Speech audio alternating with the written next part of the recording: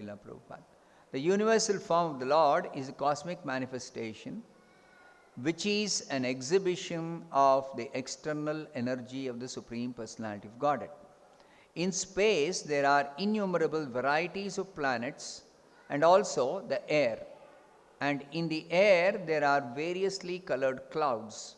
And sometimes we see airplanes running from one place to another. Thus, the entire cosmic manifestation is full of variety. But actually, that variety is a manifestation of the external energy of the Supreme Lord.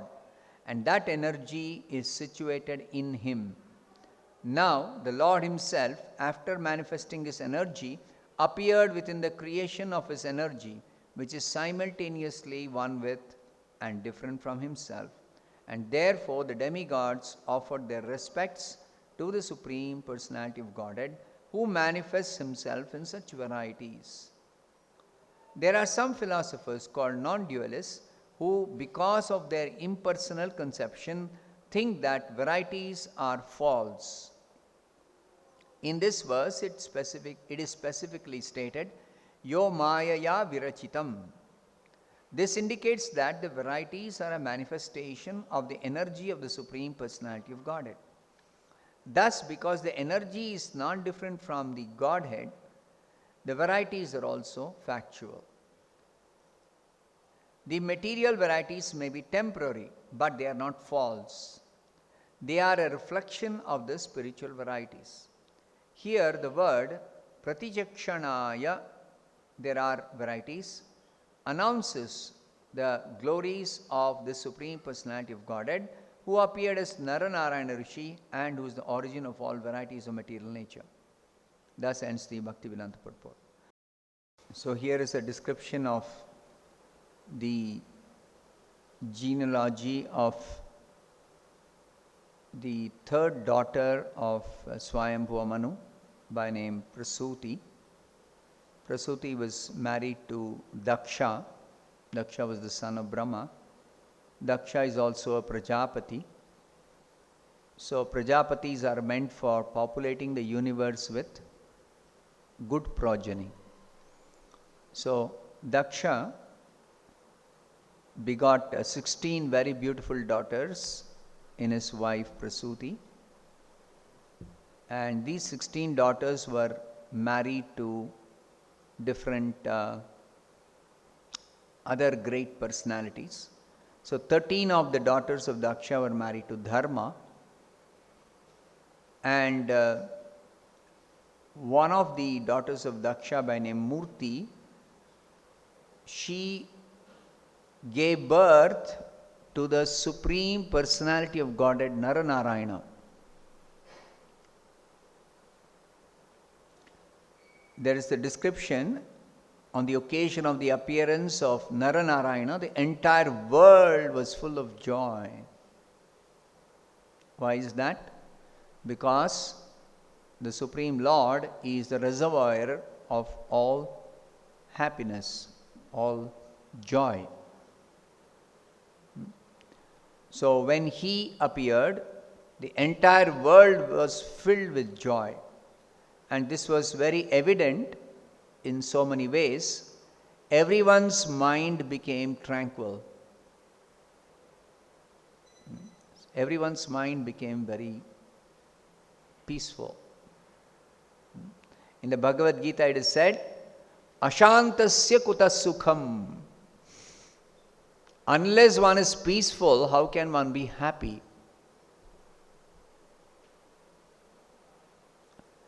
So, if there has to be joy, the prerequisite for that is people have to be peaceful. This is different. This joy, real joy, is different from the kind of pleasure people try to get out of agitating the mind.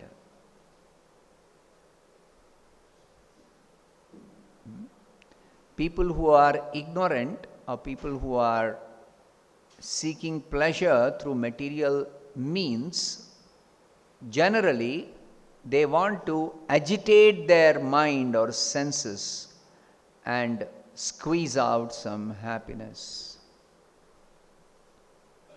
Such happiness is not real happiness. It is an illusory representation of happiness. That's why it is chapala sukha. It is momentary. It is fleeting happiness. It is a illusion.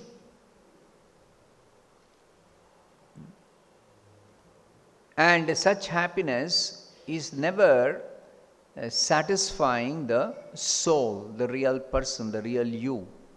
The real you can never be satisfied with such momentary, flickering, illusory, fleeting happiness. This basic understanding is given in the Bhagavad Gita very clearly. So here the explanation is, the world was full of joy when the Supreme Lord appeared in his incarnation as Naranarayana Rishi. Everyone's mind became tranquil. Their mind became very peaceful. And therefore they could actually get real happiness, real joy. Thus, in all directions, the air, the rivers, and the mountains became pleasant. Everything was very pleasing in the entire atmosphere. As you have experienced, the air, which is always blowing, otherwise we'll suffocate and die. We cannot live without air circulation.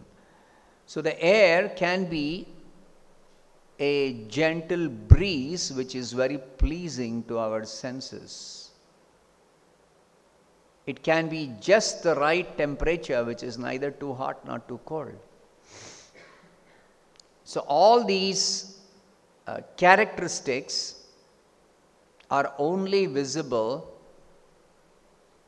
when there is the appearance of the Supreme Personality of Godhead in this world. On the other hand, it is described, whenever a demon takes birth, there are so many disturbances. In the 7th canto it is described. I think in the 3rd canto, 7th canto. Hiranyaksha and Hiranyakashipu, when they were born, there were so many disturbances. So Srila Prabhupada says, whenever there are disturbances, then you can understand some demon is taking birth somewhere.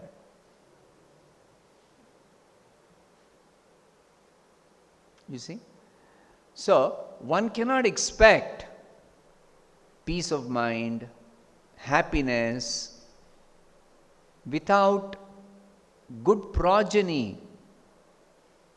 Therefore, the scriptures are particularly directing how one should actually live in this world, how one should actually conduct oneself as a householder. The idea is that householders should actually beget good children, good progeny. And there is a science behind this. It is not by accident, as people sometimes think, that some child is born to some parents. No, there is no accident at all, absolutely. It is very clear from the scriptures. Krishna explains this in the Bhagavad Gita. Dharma aviruddha bhuteshu kamosmi bharatarshabha. Sex life, which is in accordance with religious principles, is actually a representation of Krishna. So what is the result of such religious, principled sex life? That the progeny which is produced out of such combination, the progeny is actually very good progeny. Very good progeny. Meant for the good of the entire world. Meant for everyone's good, everyone's welfare. So, it is very evident that especially when the Supreme Personality of Godhead appears as the son of his devotees in this world, then there is all auspicious symptoms. Then further description is, in the heavenly planets, of course, in the heavenly planets there are more intelligent personalities residing who can actually understand that the atmosphere, which has become very, very tranquil and full of joy, and the atmosphere is very pleasant, is due to the appearance of the Supreme Personality of Godhead. They are able to make out. So therefore, they are celebrating the appearance of the Supreme Lord. So bands began to play. They showered flowers from the sky. And then the pacified sages chanted the Vedic prayers. The sages are always engaged for the welfare of the entire world. But there is a lot of disturbance for such saintly persons from the demoniac natured persons. This is the nature of one who is of demoniac quality, that they give unnecessary trouble to others, especially to saintly persons. Unnecessarily they give trouble.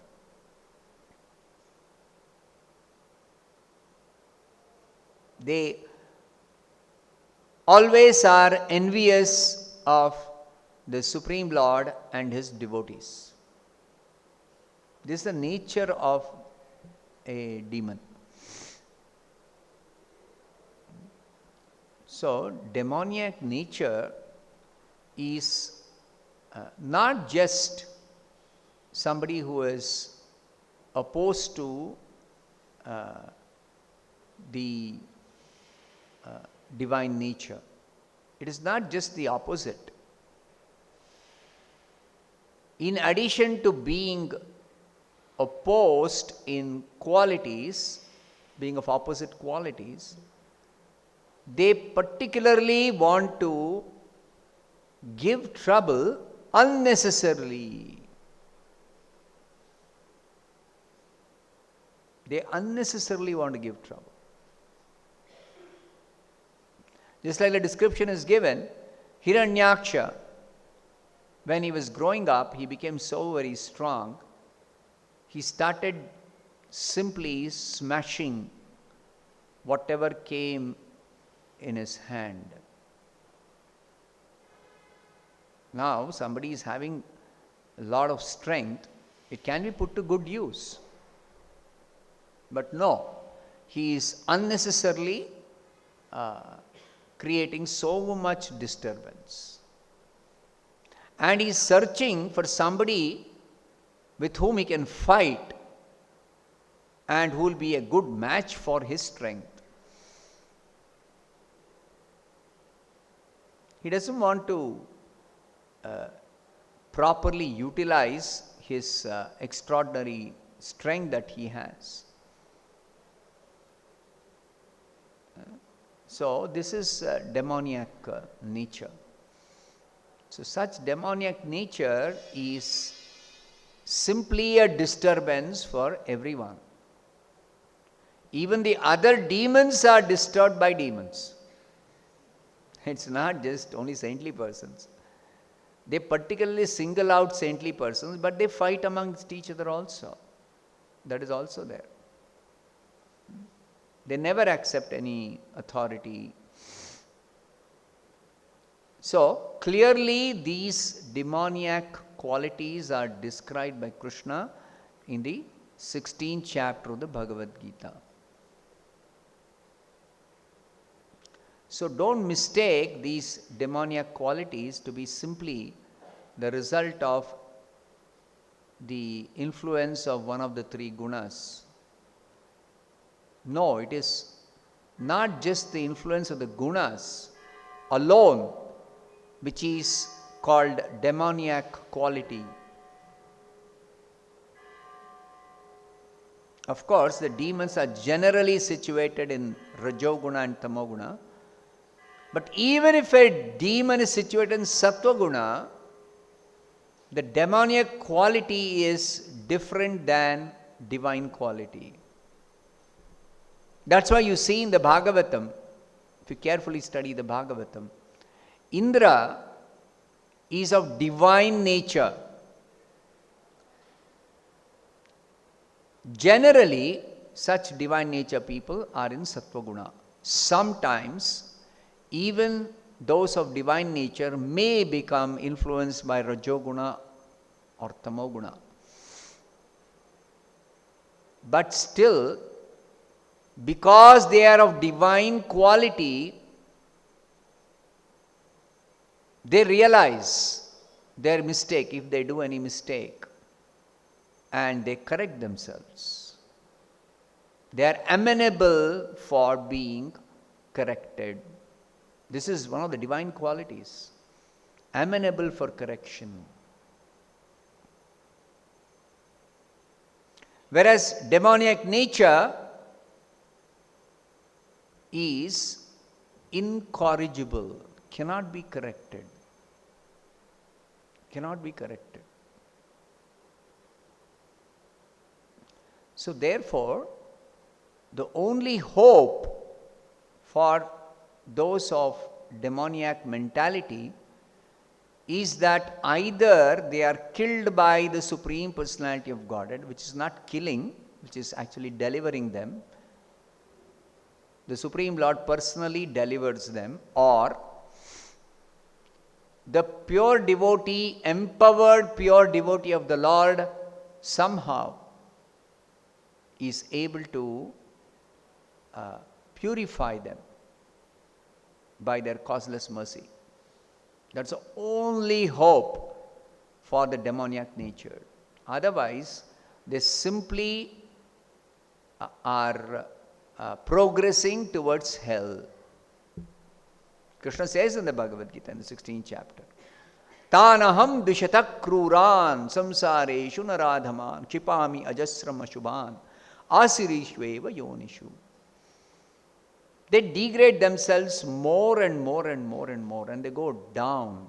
They sink to the lowest level of existence, to the hellish planets. They simply are going down and down and down and down by all their activities, by misuse of all their abilities. Whatever so-called good qualities they may have, good abilities they may have, they simply misuse. They abuse, they misuse and degrade themselves. In this regard, Krishna is impartial. Krishna is impartial. So, the way this material nature is created by the Supreme Lord, this material world is created by the Supreme Lord, is that the demoniac natured persons should go down and down and down by all their activities. And the divine natured people will elevate themselves till they come to the stage of complete perfection. So, never mistake the influence of the three gunas, especially the influence of Rajoguna and Tamoguna, to be synonymous with demoniac nature. No, the two are different. Therefore, in Bhagavad Gita, you will find two different chapters. The 14th chapter describes the three gunas, and the 16th chapter describes the divine and demoniac qualities. So don't mistake one for the other. So here the symptoms during the appearance of the Supreme Lord are seen in the earth. Of course, we can understand by the pleasant atmosphere and all the other such external symptoms. But for the residents of the heavenly planets, it's a time for celebration, because whenever the Supreme Lord appears, especially in the form of an incarnation, he comes for a certain purpose. All the incarnations are with a definite purpose, which are meant for the ultimate welfare of the entire world. So, he has come for a definite purpose, and that is very much welcomed by the divine natured persons, though the demons don't like, because they are generally enemies of Vishnu. They are enemies of Vishnu. Though Vishnu is their topmost well-wisher, still they have inimical feeling towards Vishnu. They have an inimical feeling towards Vishnu. That's the demoniac nature. So the residents of the heavenly planets, all divine natured beings, they began to shower flowers. The pacified sages chanted Vedic prayers. The denizens of heaven known as Gandharvas. There are different planets, upper planets, and different categories of personalities, all in the mode of goodness, who are situated in divine quality or divine nature. So they are celebrating, they are very joyful, and especially the top demigods headed by Brahma, they offer wonderful prayers because they are very learned. They have transcendental knowledge.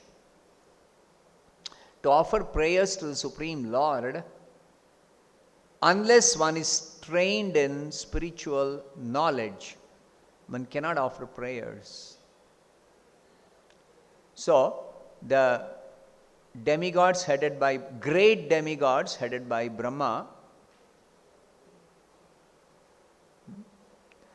they offered prayers. So one such prayer is given in this 56th verse.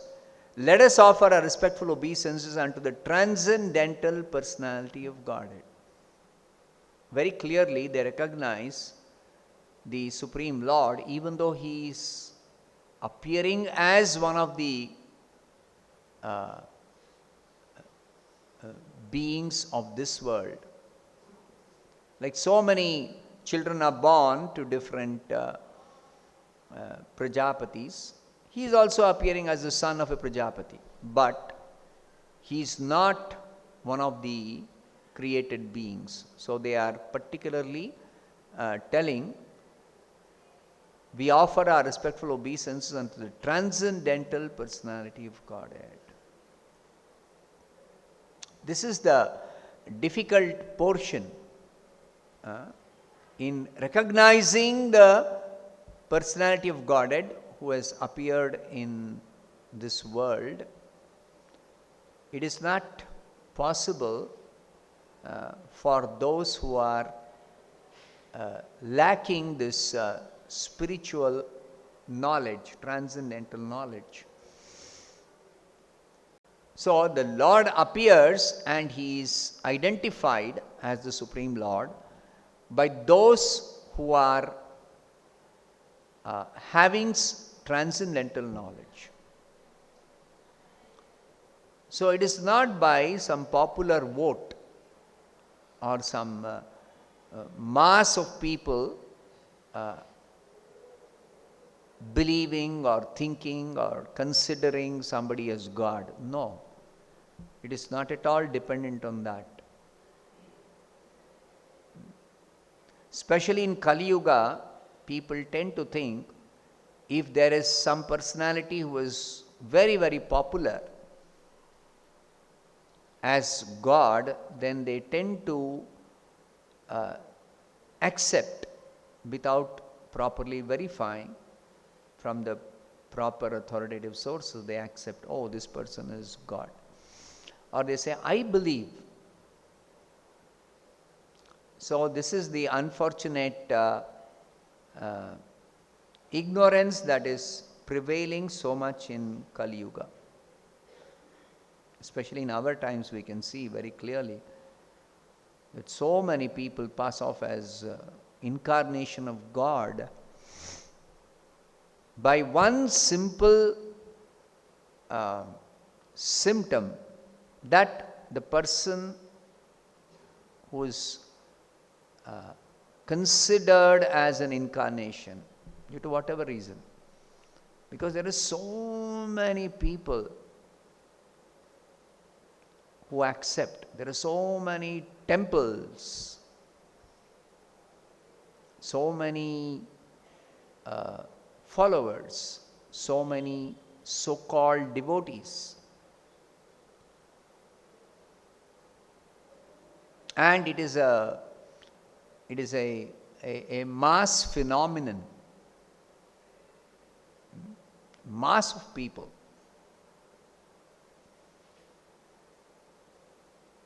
And it is very much sometimes clear to the real genuine devotees how such persons who become popular as God or incarnation are especially known to be fulfilling different material desires of the people in general.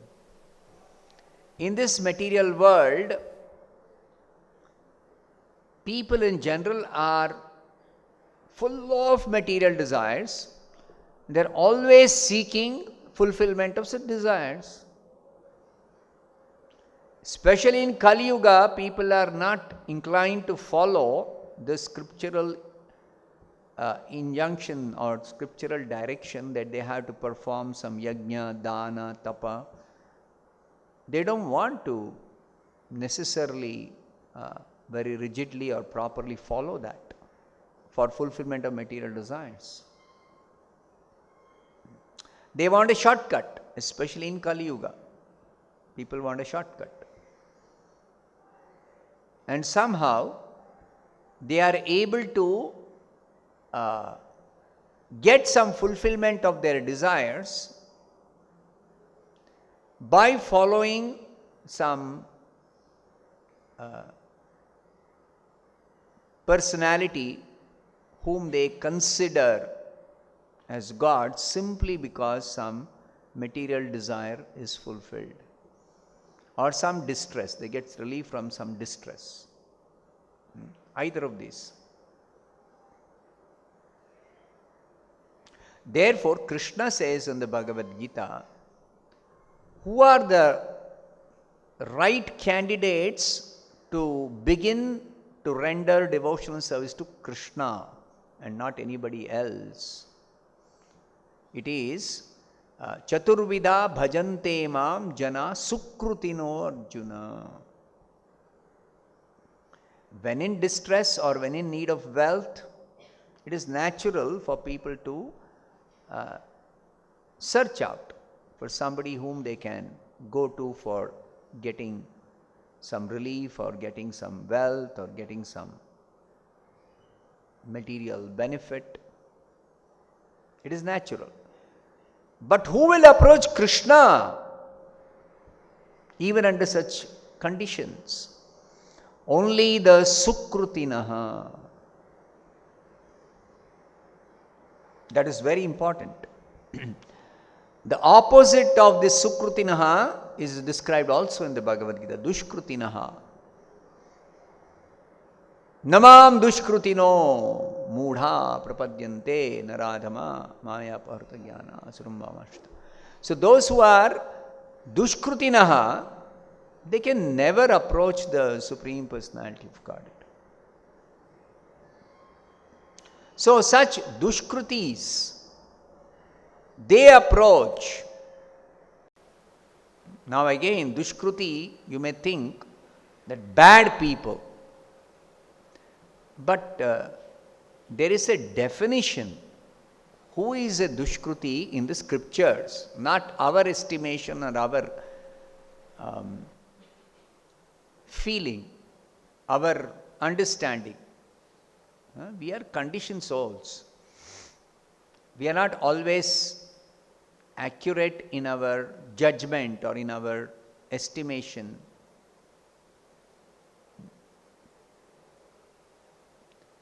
So, Dushkrutis, those who are actually Dushkrutis, a common symptom of all Dushkrutis, they never surrender to Krishna. They never surrender to God. One place Srila Prabhupada says, just like there's something called a litmus test to find out something is an acid or an alkali. Similarly, we have got a litmus test. Somebody is a Dushkruti or Sukruti. Dushkruti means never surrenders to Krishna. And Sukruti means necessarily the person surrenders to Krishna. Very simple. Very simple. So, the Sukrutinaha, those who are particularly having Sukruti. What is a Sukruti? This Sukruti is not simply some result of some past pious activities. No.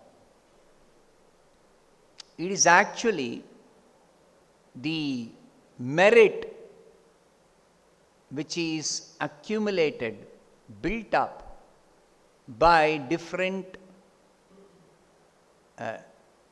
devotional activities. By different devotional activities. Now, such merit may be accumulated even without one's knowledge. That's called Ajnata Sukruti.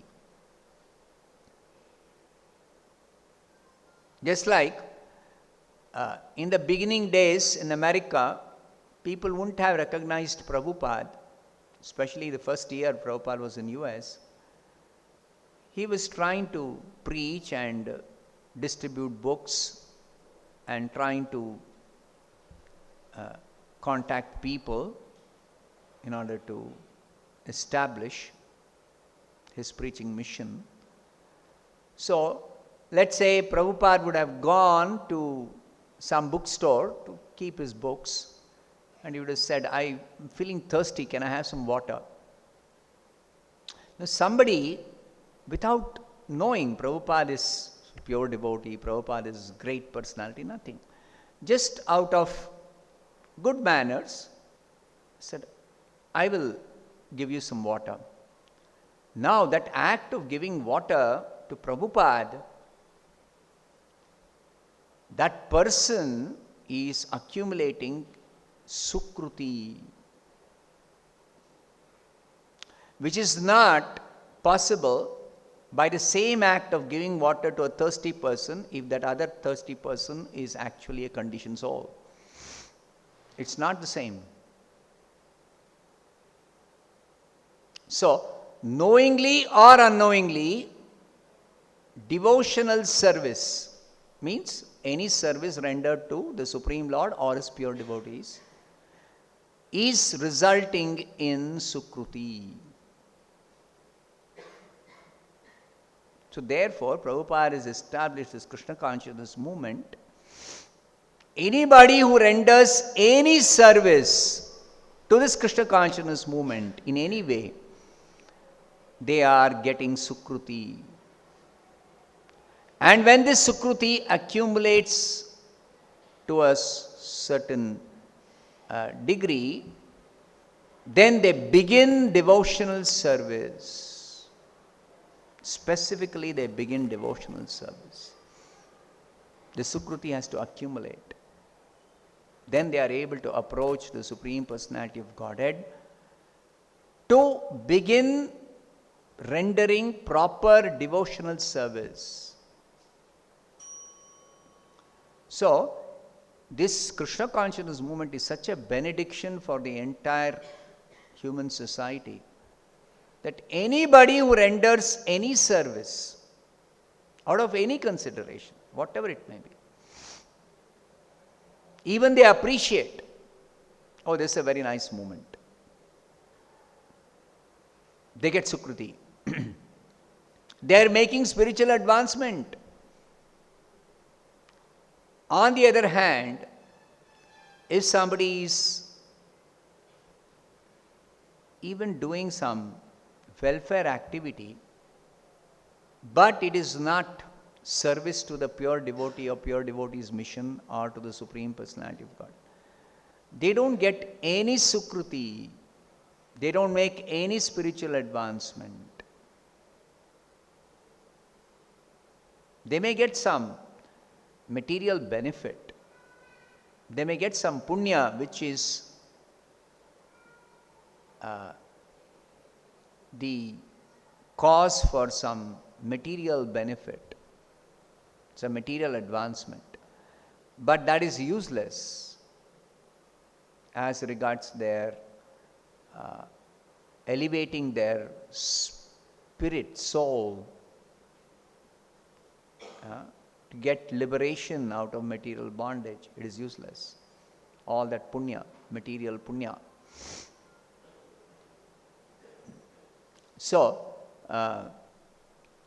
we should clearly understand that if somebody claims that even though they are not actually worshipping the Supreme Lord, but they are worshipping somebody whom they think or consider as God, even though the person is not God, they may be flourishing materially. They may get relief from material distress.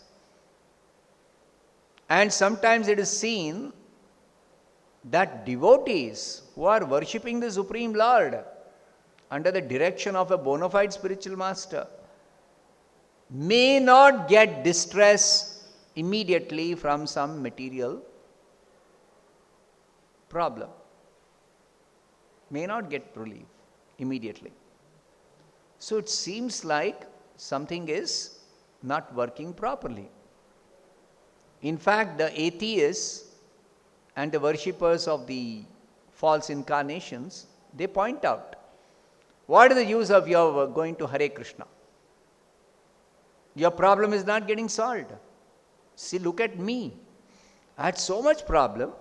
I am worshipping this so-called incarnation and I am getting all relief. I am happy. So, we should understand, Prabhupada explains this, please read this carefully, study this carefully, that the suffering or enjoyment of a devotee who is properly situated in devotional service is actually given by the Supreme Lord personally.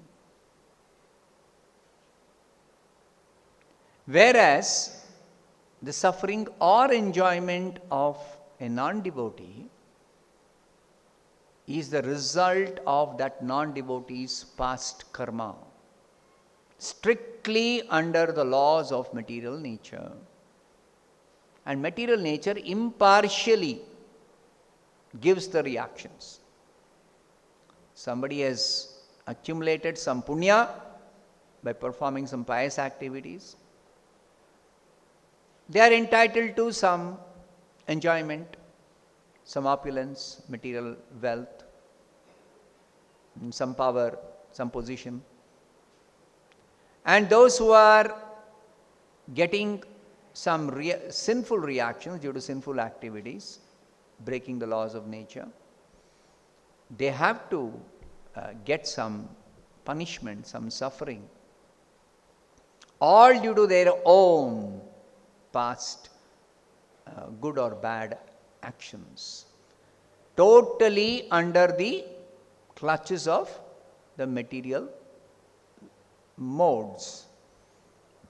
A devotee is not under material modes. So, if a devotee, whether the devotee is enjoying life or suffering, but the characteristic of a devotee is properly engaged in devotional service under all circumstances, in distress, in happiness, due to whatever be the external conditions, material conditions. If a devotee is engaged, the devotee is making positive progress in Krishna consciousness. And the destination of the devotee ultimately is that at the end of this life, the devotee is going back to Godhead. Whereas for the non-devotee, there is no hope that millions of lives of punya karma, they are going to be liberated. No. They just cannot be liberated until they take up devotional service. Any amount of punya. They are simply wandering in this material world as long as the material world is maintained by this Lord. And afterwards, when pralaya comes, they simply are going to become inactive, and again they come back to activity in the next cycle of creation. That's all. They're simply wandering in this material world, completely in ignorance about their real self. And simply, sometimes they are experiencing some happiness, sometimes some distress. They have no clue what is the real cause of their distress. They have no idea. So never compare a devotee's position, whether the devotee is in happiness or distress, with that of a non-devotee. The two are entirely different. When Krishna gives some devotee some distress, it is with a divine purpose. It is the divine purpose. Krishna has got a divine purpose. And it is ultimately meant for the good of the devotee. Krishna is the topmost well-wisher. So why would the topmost well-wisher give some distress? It is for a higher purpose. Immediately there may be some distress. But in course of time, that distress leads to some detachment, leads to some realization, leads to some devotee becoming free from some unwanted habit, leads to a devotee increasing his or her surrender to Krishna, becoming more dependent on Krishna, coming closer to Krishna, which is not easy. It is not easy. Just by undergoing some, and that also Krishna gives token distress. Token distress. Never Krishna gives too much intolerable distress. No. No. So we have to understand this point and actually strive to properly execute devotional service by firmly becoming established in the devotional practices as instructed by the spiritual master, as given in the scriptures, without being bewildered or being confused about the different situations we may go through in life after taking to devotional service. So never consider that once I begin devotional service, my life is going to be full of sukha. I'm going to be the happiest person in the world. Yes, you can be the happiest person, but what kind of happiness? Transcendental bliss is what you can expect. And for that you have to qualify. It is different from material happiness. It is different, completely different from material happiness. Transcendental bliss has nothing to do with material enjoyment or material happiness. This is the fundamental lesson in Krishna consciousness. The two are entirely different. I'll stop here. Grantharaj Srimad-Bhagavatam ki jai, Srila Prabhupada ki jai.